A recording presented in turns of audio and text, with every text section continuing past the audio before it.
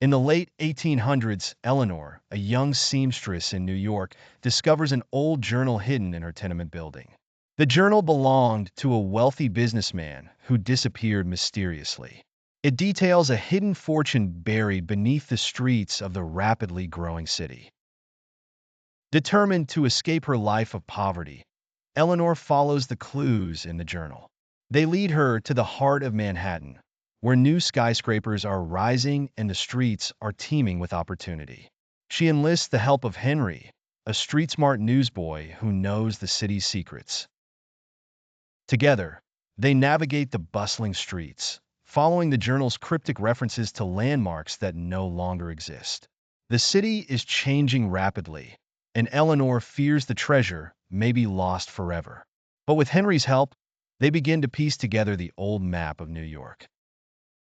Their search takes them to an abandoned underground tunnel, once part of the city's first subway system. The tunnel is dark and dangerous, but Eleanor is determined. They descend into the forgotten depths, hoping to find the treasure before the city swallows it for good. In the tunnel, they encounter remnants of old New York, a time when the streets were filled with horses and carriages, not automobiles. The walls are lined with advertisements for long-forgotten businesses, and the air smells of soot and age. Eleanor feels a deep connection to the past. As they explore deeper, they discover a hidden chamber beneath the old city.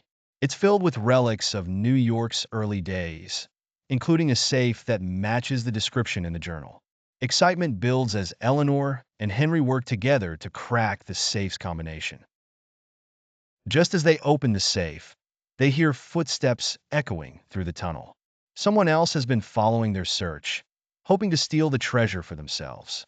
Eleanor and Henry quickly grab what they can, old gold coins and documents, before fleeing into the maze of tunnels. They narrowly escape, emerging into the chaos of modern New York. The streets are filled with carriages, peddlers, and crowds, and they blend in, hoping to lose their pursuers. Henry leads Eleanor to a hidden alley where they can examine their loot in safety. Among the gold and documents is a deed to a piece of land in Lower Manhattan. The land, now covered by skyscrapers, was once part of the businessman's estate. Eleanor realizes the true treasure isn't the gold, but the ownership of this valuable piece of the city. With Henry's help, Eleanor claims the deed at the city's registrar's office. The process is slow, and they must avoid the thugs who continue to track them. But eventually, the land is rightfully hers. She's now a property owner in one of the most valuable parts of New York. As Eleanor adjusts to her newfound wealth, she's torn between keeping the land or selling it. The businessman's journal hinted at his dream of creating a park for the people of New York, a place where anyone, regardless of wealth, could find peace in the busy city. Inspired by the journal's vision, Eleanor decides to use the land to create a public space. With Henry's help, she reaches out to city planners and philanthropists who share her dream of building a park in Lower Manhattan.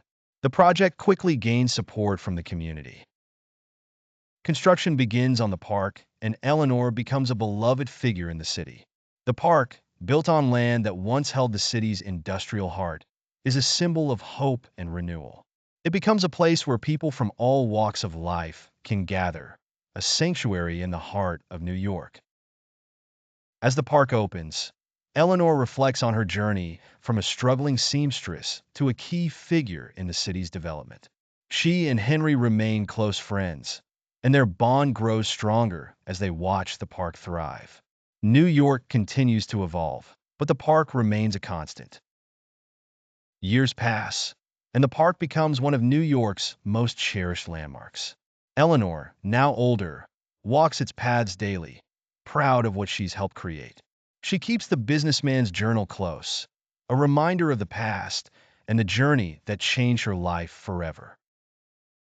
Though Eleanor never sought fame or fortune, she's remembered as one of the city's great benefactors. Her story becomes a legend, told to children who visit the park, unaware of the treasure buried beneath their feet. The park is her legacy, a gift to the people of New York.